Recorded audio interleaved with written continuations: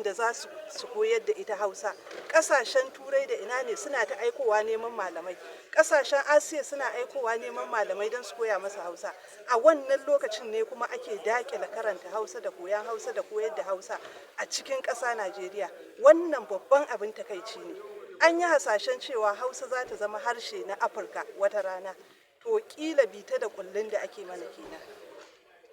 In ka ɗauki jihohin kudu sun ɗauki harshen Yarbanci sun sa shi tilas a makarantunsu, sun sa shi tilas a jami'o'i na jiha, sun sa shi tilas kowa ya je ya duba shafukansu, sun sa shi tilas a tashoshin jirgin ƙasa da sauransu. Mu kuma in ka dawo cikin iyaye ma aka ce maka ɗanka na Hausa a makaranta, sai ka je ka ga hukumar makaranta in mai zaman kanta ce, don me za a koyar da kai da ɗanka Hausa, saboda me kai baka san darajar kanka ba, baka san kai wane ne ba.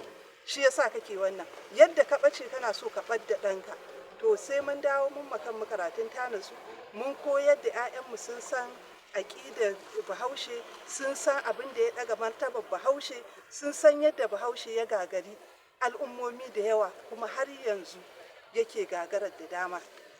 Wannan shine saƙonmu a wannan rana. Ranki da dai muna godiya.